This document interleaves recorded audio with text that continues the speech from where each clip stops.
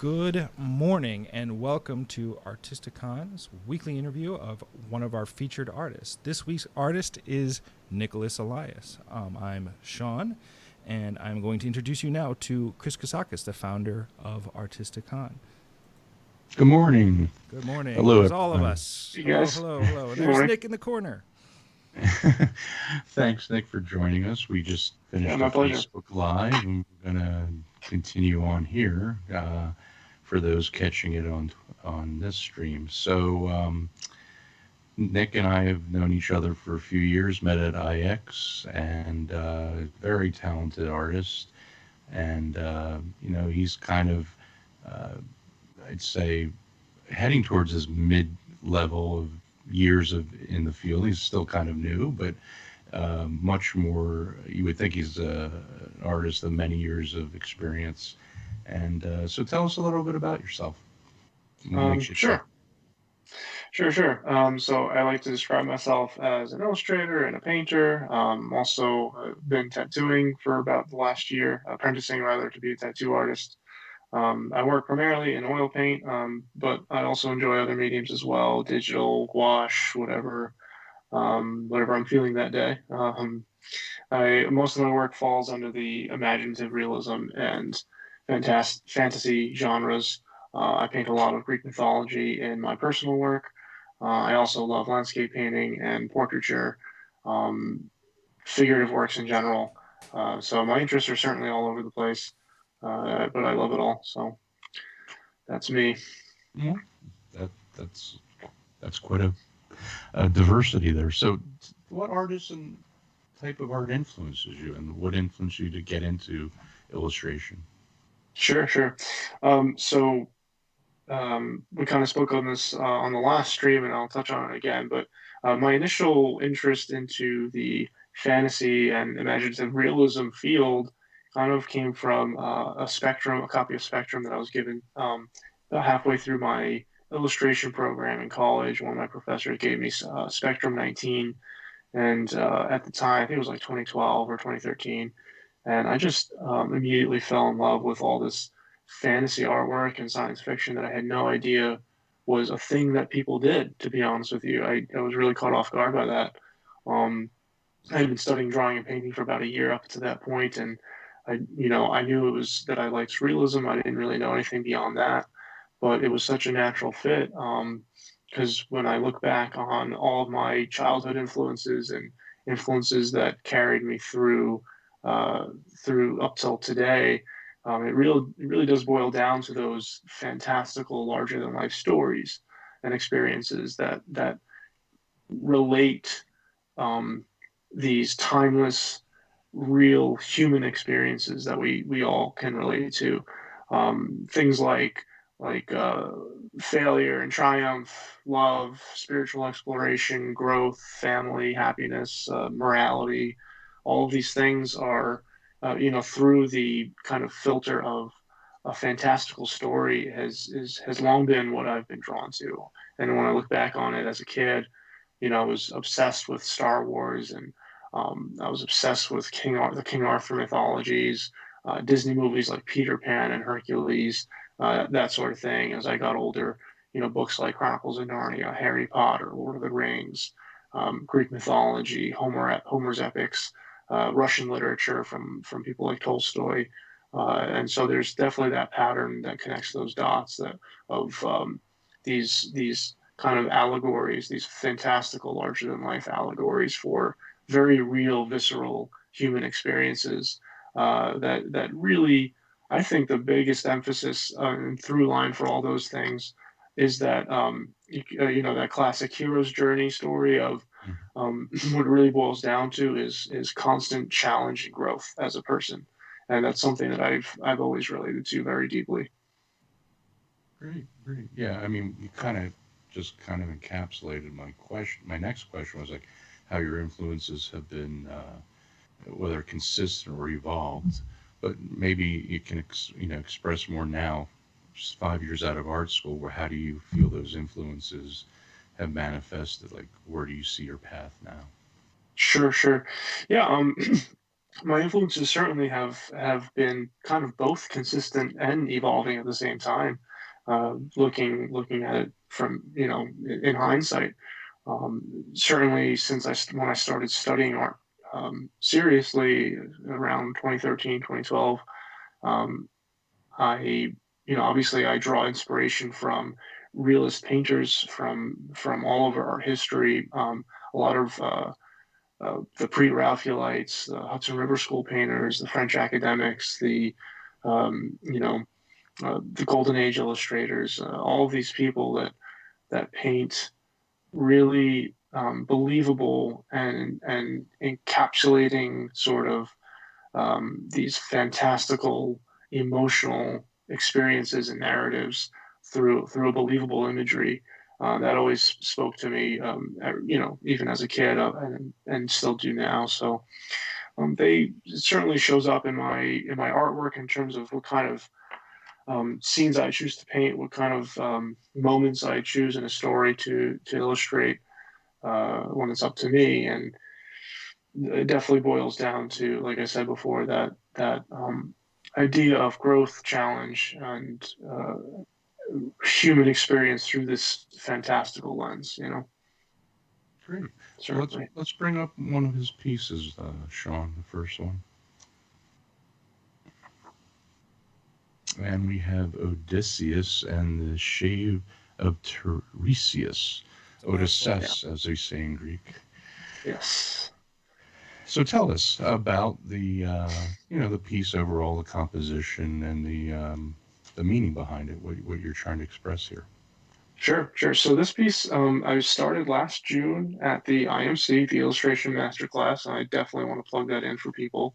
That was such a moving and challenging week for me, and Real quick, I don't think I would have ever made this painting on my own outside of that setting. Nick. I don't know that I would. Yeah, Let me interrupt real quick. Sorry, viewers. sure. Could you just take a moment to explain what the illustration masterclass is to our viewers? We have Yeah, absolutely. several. It's the IMC, the Illustration Masterclass, is a annual workshop. It's a week long. You're working directly with some of the absolute top artists in the imaginative realism fields, and even a little bit beyond that. I would argue. They bring in guest artists every year, lectures all week long, multiple times a day, and then you work in a studio setting with other artists, other students, with the faculty walking around and helping you directly. So it's a really unique and wonderful experience. Felt like a little bit of work, like part workshop, part art vacation in a way, where I just got to spend 12 hours a day in the studio, which is phenomenal, with other people. That's It was really great. cool. Yeah, really Yeah, cool I hear experience. great things about it. Absolutely. Um, yeah. So let's get back to your piece, Odysseus, and Yeah, tell us about this. sure. So this painting is the first painting that I did based on the Odyssey, which is a series that I started with this piece.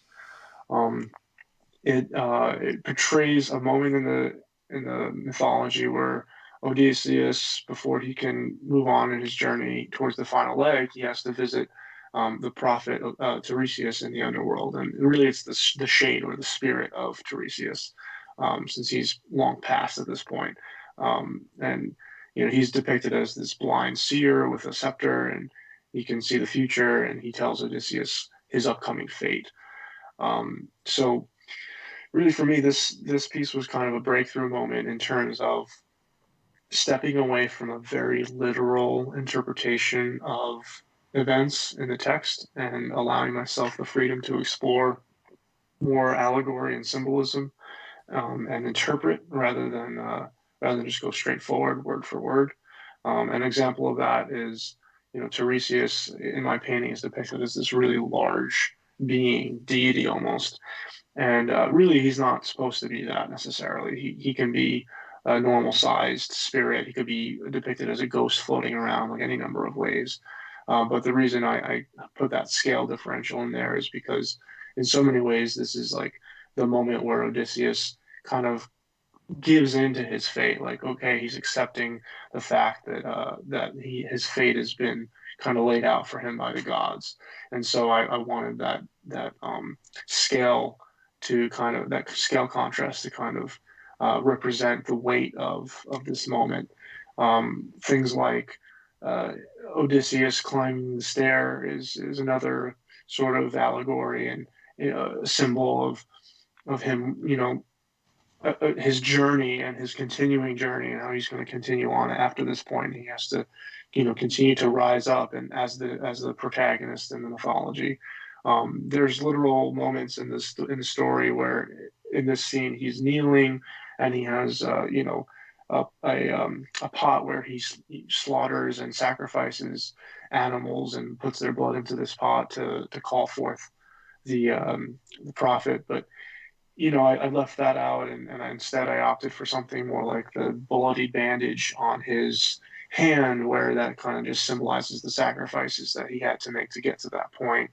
And, uh, the swirl of magic around Tiresias, again, it's just more of a visual cue that we're in this ethereal underworld, this land of the dead, so to speak, as opposed to a more naturalistic setting. And so like all these little things that kind of added together and formed this composition were really just decisions that I made to push the supernatural um, um, deity type of uh, emotion that I felt when I was reading the text, as opposed to a literal translation. Hmm. Yeah, it's a great composition. It just draws your eye. I love the swirl, how that just brings you in, the luminescence of it. You've really captured that well with oil. And Thank sometimes you. it's, the technical proficient. I mean, you're just uh, really handling your medium well. And did you start out with oil or you moved into oil? Um, well, I definitely moved into it later. In my art education, and I studied at a good program, University of Hartford in Connecticut. They have a BFA illustration program there. I kind of fell into it backwards a little bit later in my career, in my career at school, I should say. I think it was like 2021 and halfway through college by the time I figured out I wanted to study that. And so, like, we had classes in all sorts of mediums, and I didn't really start focusing on oil heavily until after I graduated. So it's been about, I certainly learned a lot while I was there. I don't want to discount that either, but a lot of my oil proficiency and training happened after I graduated for sure. Okay. Yeah. Can we bring up the second piece, Sean? The King of Ithaca. And like I had mentioned earlier in the Facebook Live, that this was showcased at the IX Showcase this past fall. And it's one of your larger paintings, and it's just well executed. Love the lighting. Tell us about it. Yeah, thanks, man. It's definitely my biggest painting to date. It's 36 by 24, and I usually paint um, significantly smaller than that. So it definitely pushed me out of my comfort zone. But this was again one of those like moments, these epic moments that I had to paint it at a large scale. I couldn't do it justice if I did it any smaller. Um, so this is another piece that is obviously based on the Odyssey.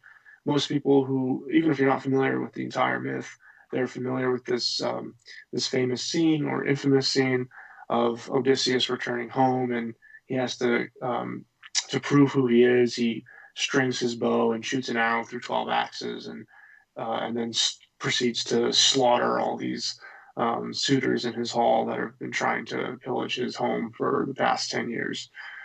So it's a really famous scene, but what stood out to me when I was reading the mythology was not the carnage or violence that followed, or even the act of shooting an arrow through the axes. It was kind of just like a small blip in this moment. Didn't really even matter to me so much. So what I kind of latched onto was more, again, this less literal, more abstract um, moment of triumph, really, of him, of Odysseus rising up to this challenge, of him finally kind of taking his rightful place as the king. and rightful place as the hero in the story. He had been through so much that we, the reader, have went through with him up until this point in the story, that when he finally kind of returns home, it's this really epic moment. And so the way I kind of chose to depict it was definitely cheating the literal story a little bit. So uh, just a little bit background. Athena in the story disguises Odysseus when he lands on the island as this old beggar, and then Odysseus, challenges all the suitors who are struggling to string his bow and arrow. Something that only he can do. So he as this old beggar strings the bow, locks the arrow, shoots the arrow through the axes, and everyone is shocked and confused. And then the moment he shoots the arrow through the axes, Athena removes the disguise, and it's very clearly Odysseus. So I cheated that a little bit and moved up the timeline slightly, and kind of said, okay, well, here he's locked his arrow in, he's about to shoot it through the axes that are sort of off canvas, and he's rising up ready for that shot. So we, the viewer, can see who it is, but he still has his back to all the suitors behind him, and he's still veiled by his cloak. But it's, the wind is blowing because it's about to come off, and his head is only kind of half covered because it's on its way off, as he's starting to take his place. So it's really about this moment of Odysseus rising up to claim his not just his home, but even sort of take his fate back into his own hands, and we're right there with him as a viewer. So, And we again, talked. it's like, yeah. Oh, I'm sorry. Go ahead. Go ahead. I was just saying, again, it's like this slightly less literal interpretation that, I really enjoyed trying to find the more, I think it was Donato that said at the IMC, like these in between the line moments where you interpret the story. It's old Howard Pyle saying, the Howard Pyle School of Art. I used to work at the Brandywine, so it's an area of expertise. Yeah. Okay. But yeah, one of the big things is he would always say, paint what you know and paint those in between scenes. It's an old illustrator adage. If it's good enough for Pyle, right, it's good enough for the rest of us. Exactly. I would hope so. Well, how did you feel working larger? You said you normally work smaller. Yeah, for sure. I loved it, honestly. It really opened me up. It was daunting at first, having this really large, very complex, at least for me, complex scene on my easel. But I painted that piece fairly fast. I only started it a few weeks before bringing it to the IX. Oh, okay. And it came together really quickly. So I really liked it. It opened me up what I could do in terms of brushwork and expressiveness and all sorts of things. So I'm definitely going to continue to paint larger like that. As far as the process, how do you do your underpainting? And do you glaze, or you just lay, I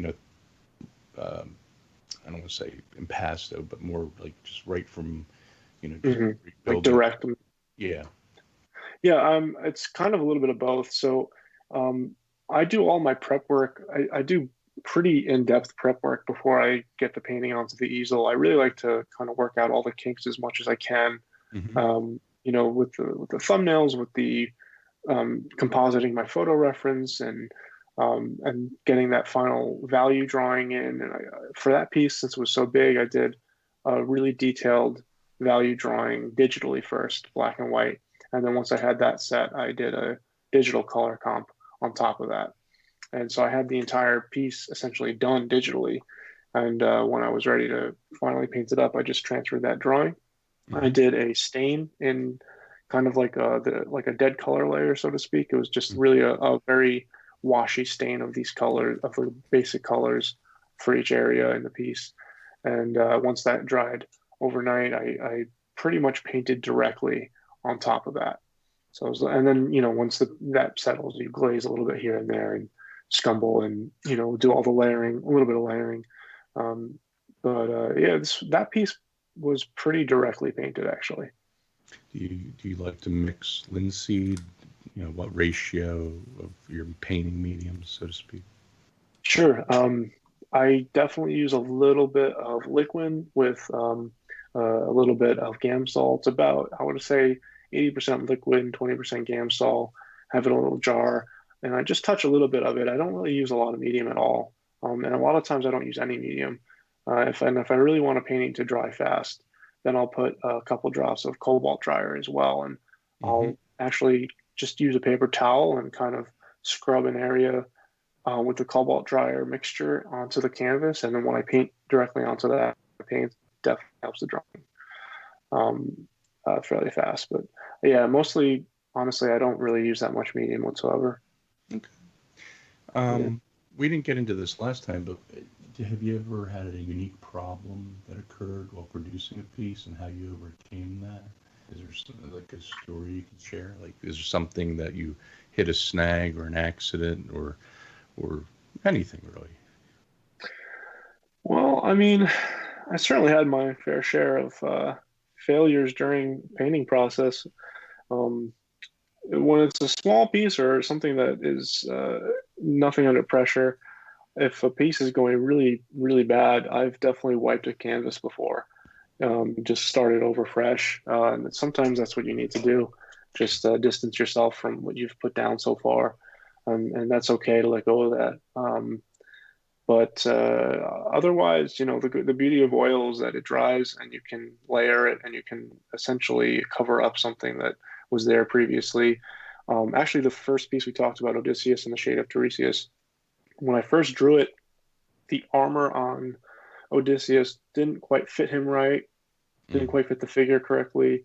It wasn't, you know, it wasn't exactly accurate to the type of armor I wanted to show him in. It was just kind of like this, my initial idea of armor, and it just felt off. So what ended up happening was, um, instead of trying to paint over it really thick or anything like that, I wanted it to match the rest of the painting, and that painting was definitely built up in layers. So there's some transparency all over the place, and I really liked that layering look. So and I wanted it to match. So what I did was I actually, once the painting dried, I sanded off the armor that I had painted with a rough piece of sandpaper.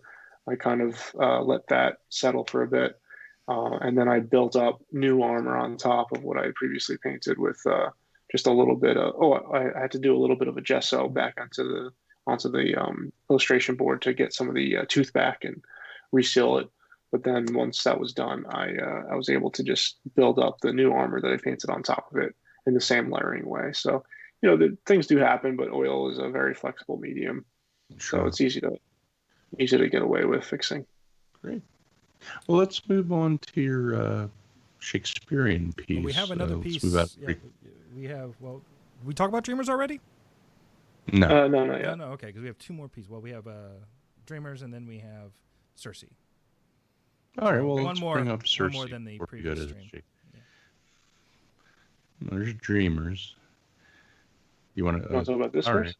All right. We'll talk about Dreamers since he brought it up. Okay, Eh, sure. So this painting was done for a group show at Haven Gallery this past February, and the theme was Shakespeare. It could relate to that theme however you wanted. And I was really happy to kind of, again, this was even like more so a peak of me learning to let go of literal interpretation and embrace more of a symbolic interpretation of the themes in the play. So it's loosely inspired by a moment where King Oberon of the fairies goes around and puts a sleeping potion onto the eyes of the Queen of the Fairies, because it's their quarreling or something like that. And of course, in the play, it goes all wrong, and that's kind of the comedy of it. But in my version, I took that moment as a base for a visual, but my moment here, it's definitely more of the allegorical representation, whereas the Oberon in the shadows is sort of this representative of this sort of corrupting side of love and relationships. Things like desire and uncertainty, anxiety, apprehension, and you can see that in kind of his body language and his hand gestures and that sort of thing. And then we have the queen who's got this magical light on her on a bed of flowers and this very like classical visual of the almost like virgin like white dress, and she's very innocent and loving and kind of represents all the positive things of love and relationships. So that was kind of what informed the image. Because when I was reading the play, and again, this comes back to like my inspiration of through text and through story. The play has these really clear central themes, at least to me, of the plurality of love as a human experience. That's really what it kind of boils down to, and love and relationships. Certainly through the many couplings in the play, it's shown to have like these dual sort of two sides to the same coin type of thing, which we've all experienced as humans, I'm sure, at some point or another in our lives. And that's things like how love and relationships can be cruel and kind, secure and uncertain, irrational and logical, intoxicating and orderly, passionate and turbulent. It's confusing and it's complicated, but at the same time, it's also really simple. And so this really sort of contradictory emotions that people experience that look like on the surface they're at odds with one another, and yet at the same time they're sort of integrally interwoven with relationships. So you can't have one without the other. So I wanted to capture that as best as I could in this painting. Absolutely, yeah. And I love how you attack the fabric. I mean, is that something you feel comfortable with, or you, as you progress as an artist? I know it's always been my stumbling point. Yeah, well, I mean, I had really, really phenomenal reference. I had Yeah, a great photo shoot with these two models that you see here. I had them both come together, and we dressed the models, and luckily I had lots to work with in terms of the photo reference. I didn't really have to make a whole lot up, but fabric, of course, you can with anything in painting, not just fabric. It's really easy to kind of give in to overwhelm of texture, overwhelm of form, overwhelm of detail. And so the thing that I've really had to learn how to do over the years, I'm still learning to do, is kind of step back and look at the overall form, look at the overall lighting, look at the overall as a whole, the whole picture, and see what's important, what's not important, because you can leave a lot out, and I certainly did. Um, and then at the end of the day, too, it's just color and value decisions and temperature decisions that can indicate all of that information. And a paint stroke is just a paint stroke. So it's not for me at this point. It's not that I am particularly proficient in painting a drapery or anything like that. But I just break it down the same way I break down a face or anything else for that matter. Real quick, let me interject. I actually Sure. want to talk to you a little bit about on this piece, The Dreamers, which I'm going to bring back up in a second. I actually want to talk about your edge control, because your edge control on this is really, really phenomenal. And so we don't have that piece here, but what is the piece with the lone warriors that Odysseus 2? The piece he did right out of school. You can see it on his website, eliasillustration.com. Oh, What's that piece titled? yeah. That one's called Aries God of War. It was the first painting I did after college. Right. Okay. It was So like my big promo piece for 2015. yeah, well, it's a great piece, but it's so stylistically so divergent from this piece, at least within how you handle your edges. And they're both done really, really well. When I look at, say,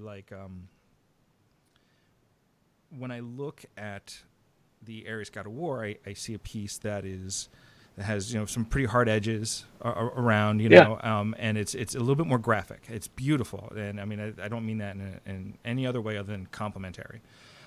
Complimentary, yes.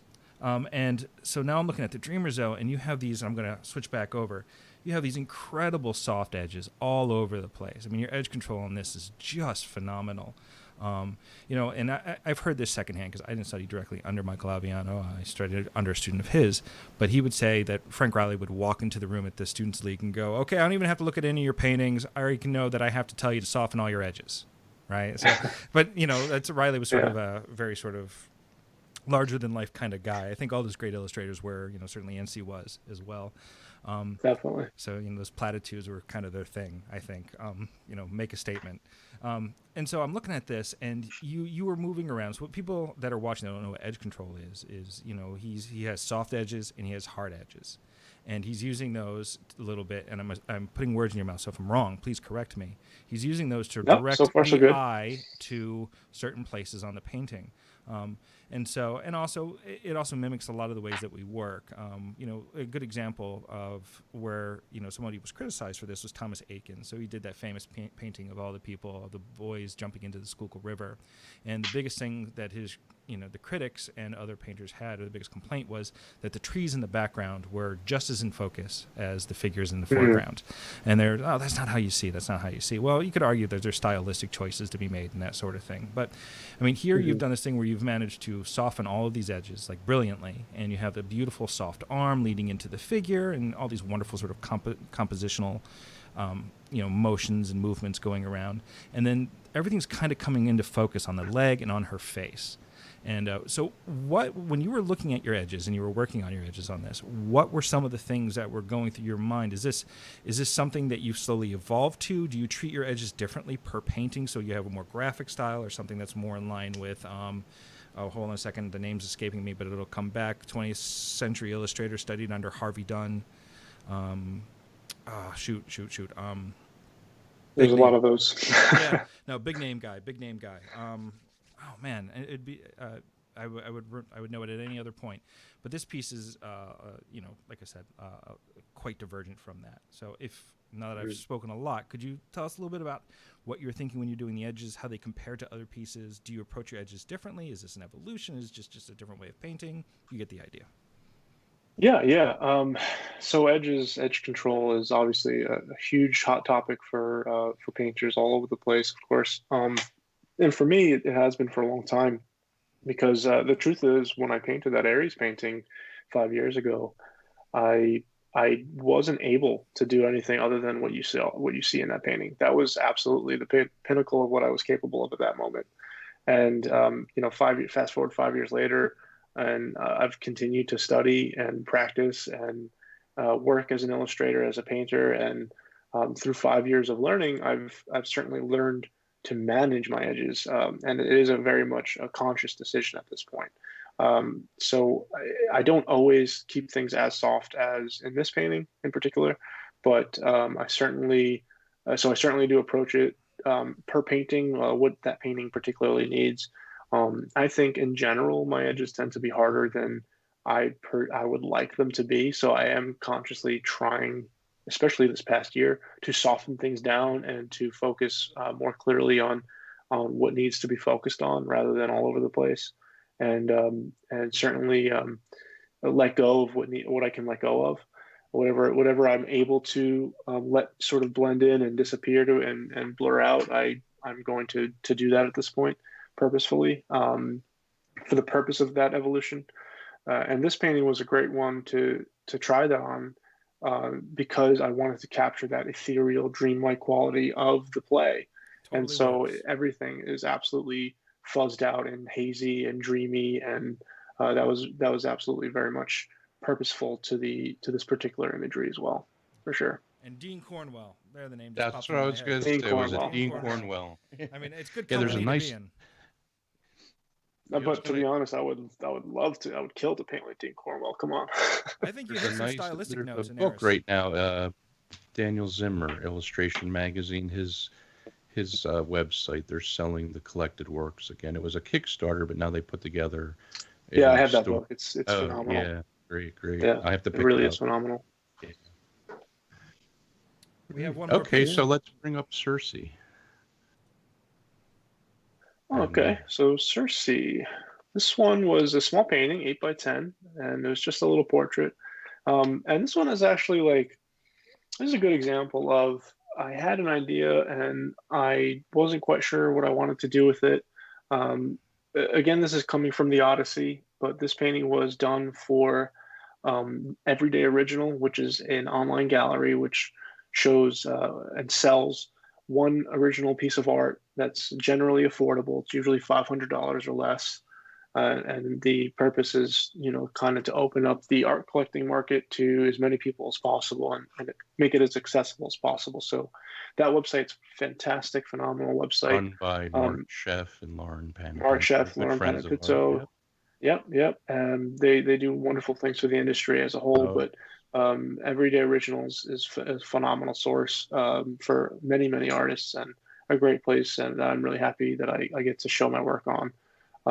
I pretty much post a painting on there once a quarter. So I am a recurring artist on there a few times each year. This piece was from last summer, and again, it comes from reading the Odyssey, and there's obviously Circe plays a big role in the Odyssey for a small amount of time, but a big role nonetheless. And she's well known throughout Greek mythology. oh yeah. So I knew what I wanted. I wanted to do something to portray this character, just a simple portrait, nothing crazy, but I didn't know quite what I wanted to do. So what I ended up happening was I just got a model that I was friendly with, that I knew and had the right look. We dressed her in the costume that you see in the photo in this painting, and we just had a photo shoot. It took about 3 or 4 hours, but I had no sketches. I had no solid plans for this one. It was very different, and in a lot of ways, it was really liberating. We just experimented and played with the photography. I took something like 800 pictures, and through all that, we kind of found our way to what felt right for the character. So that was a really cool experience for me, and I've tried to repeat that several times since. I love the, if we can go back to that image, Sean, Circe. Keep going. I'll transfer. I'll Okay. transition. I can't even talk this morning. What's wrong with me? I love how you capture when the image comes back up, but the look in her eye with the hand gesture, there's so much story going on. Like I just, I say, what's going on in her mind right now? There's some devious plan or some sort of notion in her head. To me, it's real clear, right? Like there's Yeah. some deviant behavior about to occur. She's scheming and plotting, and she's using Absolutely.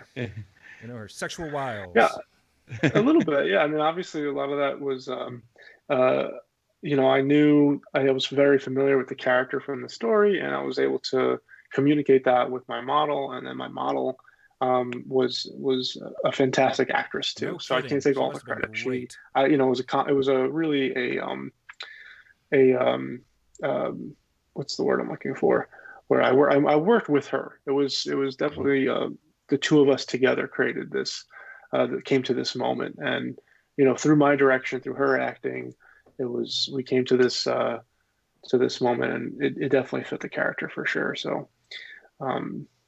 Yeah, it's all those little things, it's like the slight tilt, it's the slight look in her eye, the slight smirk, the way her fingers just ever so seductively touching that glass. It's all of it together, and that it's all these little things that kind of communicate who this character is for sure.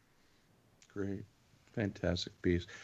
Going back to art school, like what maybe one thing you felt was absolutely paramount that preparing for a professional career, like maybe what you experienced in art school now out 5 years, what you gained from art school, or as what you added into your additional training on your own, because we're always constantly learning. And, for fledgling artists that might be listening, you're not too far off from their age. Someone's still going through it. And in this time period, we don't know what the art schools will be doing. What's that? So we're downright ancient, comparatively speaking. Yeah. So we'll be 50 this July. So drop some advice on some newbies. Right. Yeah, give us some insight. Sure. Okay. So, there's a lot of strong opinions about the traditional art school approach nowadays. And even, while I was in college, for sure, I didn't really see it because I was in it, but as soon as I graduated, I saw a lot of those conversations happening. So if anyone is thinking about studying or is currently studying in any kind of program, especially a university program, I would absolutely recommend broadening your horizons and thinking a little bit outside of the box in terms of what education can look like, because there are some really phenomenal options out there that are super affordable. The biggest difference with a lot of that is, there's issues in terms of self-discipline and self-motivation if you're going to do something like an online mentorship or an online class or virtual remote learning, which is obviously going to huge right now all over the world at a necessity, but has been an option for many years, and you can get a great art education online for sure. But I mean, art school is fine too if that's what you want to do. I can't knock the experience of being in college. I loved that. I grew a lot as a person in my years at college. I think that's something that everyone deserves to experience to some level. I think that I'm really lucky in that sense that I was able to be on my own for 5 years. I was in college for 5 years, and I was able to make great friends and experience life beyond just the classwork. So that's something that you shouldn't forget either. The life experience as well is really important because at the end of the day, life experience is what is going to inform who you are as a person and ultimately what kind of things you are going to say as an artist in your work. But really, I think the best thing that I figured out through college is the love of learning, and that is paramount. You have to love learning. You have to love being a student because college, art school, even be going to a traditional atelier, whatever your learning takes and whatever shape it comes, that is just the tip of the iceberg.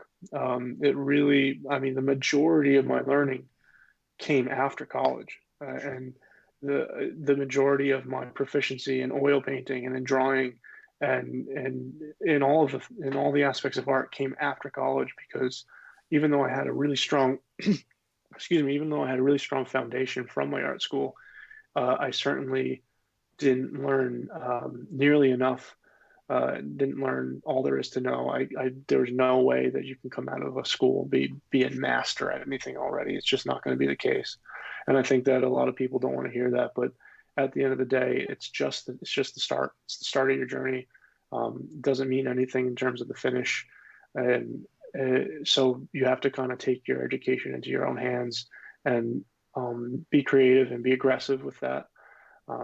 Keep learning. I've been out of school for 5 years. I'm 5 years into my career. I'm absolutely still learning. I'm still I have currently a one-on-one mentorship with Ron Lemon. If anyone's listening, he's a fantastic resource as well. I've been studying with him for 2.5 years now, almost 3 years now. Wow. And so we meet once a week or once every few weeks on a Zoom meeting for like an hour or two. And we go over whatever I need to go over. And he tailors his education to each individual. So that's it's been phenomenally helpful. He's helped me on every painting and growing as an artist and as a person, and having that one-on-one relationship with him has been I can't really say enough good things about it. So yeah, Sean I pointed mean, that. yeah, Yeah, I'm sorry, I didn't mean to interrupt. Go ahead. no, that's okay. No, I I was was just going gonna to say, say just it's important to have a mentor, and that's what the whole mission statement behind Artisticon is, yeah, the passing on mentorship. And I think, on a personal note, one of my professors in art school, they say they always kind of package it up. 4 years, you get a portfolio, we send you out. That's just the beginning. It's really, we're teaching you, um, you got to learn how to learn. And that's yeah, basically exactly. what you're saying. You have to Yeah, be able to be disciplined enough to continually access educational avenues, whether, and we talked earlier about even book learning, that's still very valuable. It's sometimes the route that many artists, you know decades ago really went, self-taught. But yeah, keep all options open is the other thing too. You never know, and something that Joanna mentioned last night is that she felt, she's more shy and reserved. And I didn't ask you, do you do more than IX every year? Like how many shows or conventions you do? Are you more, do you feel you're a studio artist and you do a few shows? Do you feel that interaction is important, the organic quality of me, being in a camaraderie? I know IMC was like a boot mhm. camp workshop, but what about a convention or conference setting? Right. So I've done IMC a few times, and I've intended to do it every year, but I think I've skipped one or two at this point. Um, I love that convention because I do get a lot of value out of not just showing my work and getting, direct feedback from a crowd walking around the convention, but also from the conversations and friends that I make in the industry, that my peers, fellow artists, people that I admire, people that painters and illustrators that I look up to and are in very many ways my heroes that I get to chat with and sit down and pull aside and have a cup of coffee or a beer with. I mean, Yeah, you can't replace that experience with anything. No matter how good social media becomes, it's never going to replace that experience of real life interactions. I mean, that's how you and I met, Chris, and we got to be exactly. friends. And it's yeah. I don't typically do very many shows. I don't really fall into that category of independent artists, which is what I believe, which is more along the lines of what Joanna's doing and what a lot of people are doing these days. That's a big term, independent artist, where you just produce your own work and you shop Mhm. it around at however many conventions each year. And I know a lot of people, that's great for a lot of people. Personally, I don't necessarily like that lifestyle. It's Mhm. just, I don't think it's for me. I did even IX once a year, kind of wears me out at the end of it. Sure, sure. And It's I five did Gen days. Con. Oh yeah, it's long, but it's also like it's it, it's intense. And I also, as wonderful as it is it can be intense. I also did Gen Con one year, and I loved doing Gen Con. It was like IX but times 1,000 in terms of volume. Yeah, And again, I love doing it. I would absolutely do it again. Would I do that once a month? It's not for me, just yeah. to be completely honest. And you have to be okay with that too. You have to understand what kind of personality you Sure. are, and what fits for you. When you're, because I guess looking back on the last 5 years and looking forward, projecting forward on in terms of my career, I have not had a straight path. It has not been very crystal clear for me. I did not come out of school knowing I wanted to do exactly one thing, and I have not stayed on exactly one thing only the last 5 years. I've really kind of it, because my interests are so vast, I definitely have dabbled in a lot of different areas and tried to figure out what a career as an artist looks like for me. So you have to experiment, you have to be open minded. And what took me a little while to be okay with is that kind of curved, uncertain path of trying a lot of different stuff. Um, so even still, even now, my interests are so vast that it's not necessarily like we were talking before we started streaming about plein air competitions and gallery shows and that kind of thing. And that's not something I've tried yet, but I'm really interested in trying to. And even now, You'd 5 be years very in, successful. it's not crystal clear, cut and dry that I just want to do one thing only.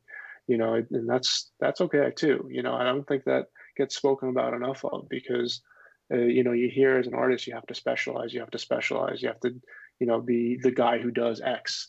And frankly, I'm the guy who does. I know at least that I'm capable of doing XYZ. Yeah. Like you don't have to be, and maybe it's different for everybody, but you don't have to be necessarily just one thing only. As long as you do everything you do with the same intent and the same level of craftsmanship and love for what you're doing, I think it'll all work out. I think Absolutely. the takeaway from that, at least for me, was art is long, life is short, and Yeah, at some point, people are going to tell you to quit. Even people that love you the most, don't. It'll be tough. You might it's even lose true. some friends, but if you're really dedicated to the craft and what you want to do, you're going to go through some tough times. And I've seen people on the back end. I'm going to drop a name, Neil Carlin, and so Neil Carlin's a good friend of mine, a bit like my Ron Lemon, if you will. Hmm. You familiar with Sure. him at all?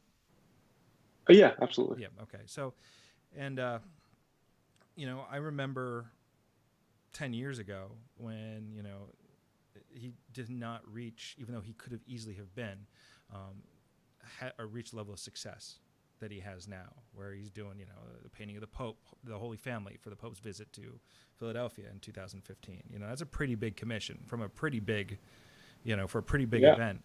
And, but that sort of thing just, he was certainly more than skilled. But, just he hadn't reached that pinnacle yet for whatever reason, and Mm. so, the takeaway from that is, everyone's journey is going to be a little bit different, and everyone's journey is going to be easier or a little harder. And just don't judge yourself by other artists. And you may find yourself doing weird things, working in museums, running institutions. Just don't stop drawing. Don't stop painting. Right? Art is long. It's true. Life is short. Never, ever give up the ship. Absolutely. And you can find creative fulfillment in whatever you do. You don't have to fit necessarily one mold that you know about, at any given moment, because for every one thing that you know about, there's 1,000 other things you don't know about. And that's just something you kind of figure out through time. And just to your point, Sean, I've over the last 5 years, I've certainly done a lot of odd jobs. I was a graphic designer right out of college. That was my day job. I was a bartender for a year. I drove Uber for a few months, and now I'm the last year I've been apprenticing to be a tattoo artist, and that was a calculated move too, because I wanted a day job that I was going to be creatively fulfilled in, and be able to go somewhere and create something every day that I enjoyed creating, and that's very much been the case with the tattooing. I'm very creatively fulfilled, because at the end of the day too, a lot of the joy that I get from painting is as a craftsman, and the craftsmanship of the act of painting and the act of creating, the act of drawing. I just love the act itself, sometimes more so than the result. And in fact, oftentimes more so than the result. And that's, I think if you can find a creative outlet that is fulfilling in that way, then that's really ultimately the goal. And so I'm really happy that I ended up finding tattooing as well. Where do you see yourself in 5 or 10 years even? Where do you hope to be? Well, in 5 years, 10 years, illustration superstar. Honestly, right? Teaching IMC, galleries banging down the door, $20,000 paintings, right? Exactly. Why not? I can just do all the things. No, but it's true. I mean, honestly, I see myself kind of just doing more of what I'm doing right now, which is, obviously we're in quarantine at the moment. The tattoo shop's closed. I can't be there every day, but in 5 years, I hope that I'm tattooing at a high and proficient level. I hope that I know I'll still be painting, and hopefully I'll be, another 5 years advanced in terms of my proficiency there. And there are certain career benchmarks that I want to still hit with my painting. So really, the sky's the limit. But I'm pretty much going to be just doing more of what I'm doing now.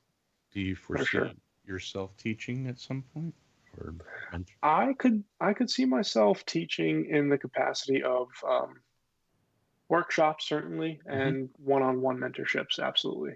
I don't see myself teaching in a more traditional sense in terms of classes and consistent classes. I thought about that. I certainly thought about that for a little while. I talked to some good friends. One of our good friends, John Artista, is a teacher, and he and I spoke at length a couple of years ago about that as an option for me.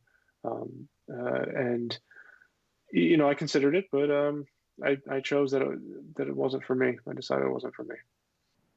That's fine. We all have different paths. We all have different. Yeah, exactly. So, I believe Chris at one point mentioned to me that you are at least interested, if not practicing, Stoicism. Is this true? Yeah. It's been a big part of my life, especially for the last 4 years. Absolutely. I'm a terrible Stoic. Like the worst. But I think that's kind of part of being one, right? It's like you're just kind of trying to self-evaluate all the time, and you realize just how terrible you are at it. So people that don't know, Stoicism is a Greek philosophy, a way of thinking, and it came about through some other sort of, cynicism, which is, the exact opposite of hedonism, and they had all these various isms, and I think Stoicism kind of hit that really good middle mark, and a really great way of pulling yourself out of a situation, evaluating it from 360 degrees. Ultimately, you realize how terrible you are at it, right? If my eating habits were anywhere in line with Stoicism, I would look the way I looked back in 2015, right? I wouldn't be right. Right. So, I'm interested to hear your take on it. I'd also, how does it like inform you during the tough times? Because I think one of the brilliant parts of Stoicism is being able to look at a tough situation, going through tough situation. Yeah. I've been through several. Look, I lived out of my car for a while, and Yeah. you know, because I wanted to do art all the time, and you know, then I didn't have Stoicism, but I was kind of already touching on some of the philosophies, at least in my own head, and so that kind of helped me go, okay, like I can do this, right? Because I'm not living on a rock, right? Like Yeah. I got comfy seats, I have some warmth, and then I knew that there were some saving graces, you know, elsewhere that would get me, you know, that would allow me to transition to someplace better. Um, and so by using my example, you know, I'm now redirecting the question to you, and that is, you know, as you're moving through this journey, how does Stoicism inform your art? How does it inform your life as an artist? You know, like what sort of profound moments has it provided you to, you know, help you move through life, especially as a creative?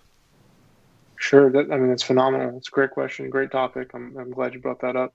So Stoicism as a philosophy is really more of a it's supposed to be a practical daily way of living. More, it's an approach to life really more than it is even a philosophy. Because you know when you think of philosophy, you think of sort of these abstract concepts and ideas and people like sitting in their chair going, what about this?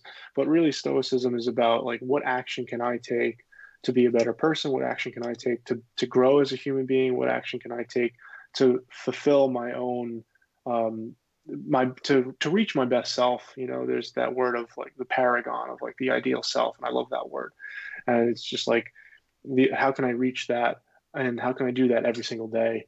Because the truth of the matter is every day is different, and so your full your ability to achieve who your best self today might be different than tomorrow, because it's always changing. So for me, it absolutely got me through some really tough times, just in my personal life, not even you know removed from the artwork. Just I kind of found the philosophy, you know, when I was around 24 years old, and I heard about it for the first time, and it spoke to me so deeply because I was going through some really rough personal stuff at the time, and it helped me kind of get a grip on my life and get a grip on who I was and who I wanted to be and who I wanted to become. And so I think the core pinnacles of the philosophy. It's about control. It's about what you can control and letting go of what you can't control, accepting your fate for what it is, but also at the same time empowering you to make decisions to lead the life that you want to lead as well. So it definitely, I think you use the word balance. It strikes the word it strikes a great balance in terms of that. So for in terms of art and art, my creative fulfillment, it certainly helped me with discipline. It certainly helped me with um, logical and rational decision making of my career trajectory as I sort of bounced around and tried to figure out what I wanted to do exactly and where I fit into the art world. Because that was a huge question. In some ways, it still is kind of a question for me, like where do I fit in? But it certainly offers the perspective to be able to step back and being accepting of who you are as a person and pushing you and to be better each day. And that's ultimately what it comes down to. In fact, that kind of goes back around all the way to one of the first questions on this stream where you asked about my early influences, and those stories, those fantastical stories, are all about challenging growth. And Stoicism is 100% about challenging growth. And if life isn't challenging you and forcing you to grow, then it's a philosophy that kind of pushes you to challenge yourself and grow and be reflective and cognizant of what you're doing and do everything with intention rather than just kind of just for the sake of doing something.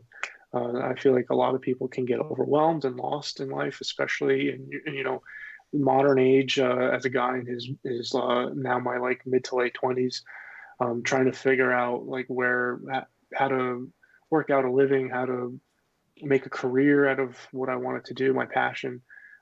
It certainly has offered me a great perspective to be able to step back and just take the reins of what I'm doing a little bit, even if it's not a super clear path at all times. It definitely puts some of that control back into my own hands. So I can't. sounds like it grounds you. Gives you a It center point. absolutely grounds me. I mean, I consider myself a very spiritual person, but I'm not a particularly religious person in any way. And so Stoicism is in many ways kind of my version of my of like spirituality, Hmm. and that kind of ideal that those ideas are certainly grounding for me. I read all the time Stoic philosophy. There's a lot of great resources. I get like daily emails, and I watch a lot of lectures on YouTube and stuff, and podcasts, and there's so much out there, and it's growing every day. I think it's really taking off right now in my generation because it's so very relatable. And like I said, it's such a way to approach your daily life and practice living the best way you possibly can. Nick, one more So question for you yeah. related to this. So you hit on resources. I was hoping you were going to drop a few. So outside of Marcus Aurelius' reflections, his letters, Yeah. give us because that can be a little hard to get into, right? There's I mean, it's Yeah. great reading. It's exciting. Well, it's not terribly exciting, but it's fun when you're parsing it together with other sort of revelations from other books. So, is there some entry level books that you'd recommend for Stoicism that you think would be really, if anyone was interested in this? Absolutely. A Daily Stoic is number one on my list. A Daily Stoic is a book of essentially one page a day, each day throughout the calendar year. You get one page. On the top of the page is a quote or a phrase or an excerpt from one of the very many Stoic resources. So, like the original source, let's just say a quote that Marcus Aurelius might have said will be at the top of the page. And then underneath is a couple paragraphs of the author, Ryan Holiday, breaking down what that means, his interpretation for how to use that information in your daily life. And so it's a really practical way of getting that information in a manageable bite size. I certainly tried to read Marcus Aurelius's meditations right off the bat, and I got through it. I certainly got through it, but it's so dense, and I could only do a few pages at a It's time, tough. and before you just become overwhelmed.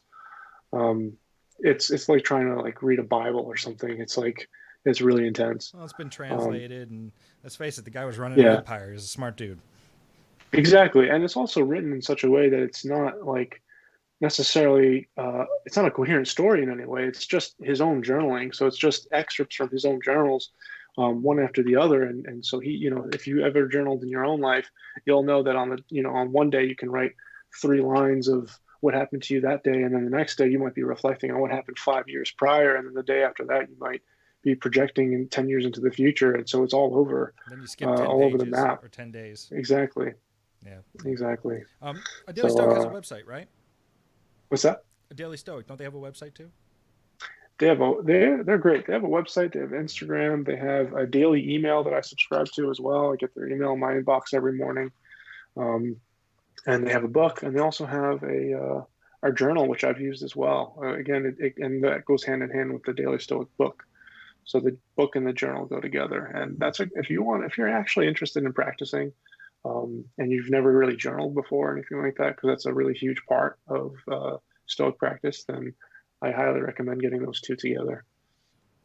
Nice. We'll have to put them in the show Guide you notes. through it. So Yeah, I'll take care of that. But thanks for sharing that with us. That's I think absolutely. when as a creative, and we talked about this on the Facebook stream, you get hit with a lot of stimuli,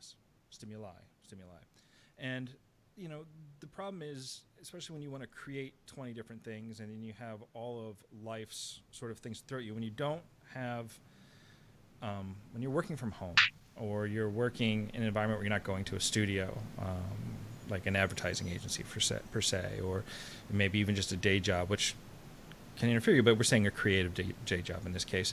What ends up happening is you allow those things to begin to sort of get in and cloud out the creative process, or even, like I said, the other creative processes begin to cloud out the other creative processes. And, Right. it becomes hard to sort of find, the things that you really should be working on. And, when I diverge, which is way too much, I go back to, some of the Stoic stuff, and then I'm able to sort of find a path. And then, the chaotic seas begin to overwhelm me again. And I look like that guy in that painting right there, actually. Yeah. It's like, Yeah. it's coming. And there's the rocks, and there's the wave, and there's my fragile body. And then I go back, read a little bit, and then I'm like, okay, maybe I can, eke something out. And so I think, as long as, is like with everything, you take it and you look at it and you evaluate it and you decide if it's for you, that there are some really good lessons for creative people in the concept of stoicism. It's not just this Absolutely. Apollonian approach to life. It certainly works very well for creative people, because if you think about Marcus Aurelius or Seneca, there's another great Stoic with a great story, that, which by the way is sure an awesome painting. I don't even know how you would paint that. I've sketched that out a couple times, stabbed, poisoned, drowned, Yeah. but so here's a guy that had to solve the problems of an empire that you know that didn't have modern technology yet spanned multiple continents. That's a pretty big deal for for one guy, and so you had to be pretty creative and think on your feet. And anyways, so Stoicism, check it out. Yeah. Absolutely. I'll have to delve into it a little more myself. Get back to my Greek roots. Yes. So, well, I think we've covered quite a bit in this one. Is there any final thoughts you want to impart to us? What this whole concept of Artista list is, that we're bringing in artists like Nick. Last night, Joanna, we're going to be doing John Sideritis, as he mentioned earlier, a friend of ours. We are trying to help artists at this point. We're kind of in this situation where we're all kind of grounded, and we hope to get their name out, whether you just learn more about them or want to commission them. If you're an art director, if you're an art buyer, want to buy a print off his website, we'll get all his information. It'll be archived. He can plug it one more time. But this is important, that we support the creative community. As Sean said last night, everything involves art. Everything around you. And if we don't support the artist and the artist community, then it's really a detriment. It's an integral part of our society and Western thought. So, how about some social media information, absolutely. Nick? Sure. So my main social media would be my Instagram, and that's at Elias Illustration. I'm also on Facebook. You can find me, just look up my name. And then my website is eliasillustration.com. And on my website, I have portfolios and galleries for not only my illustration work, but also some of my smaller scale paintings from everyday original and portraiture, classic, more classic portraiture, as well as landscape paintings. So I have all that information and galleries on my website. My store is there for original art as well as prints. And you can contact me through my website there if you're interested in commissions, which are certainly open right now, especially with the quarantine going on.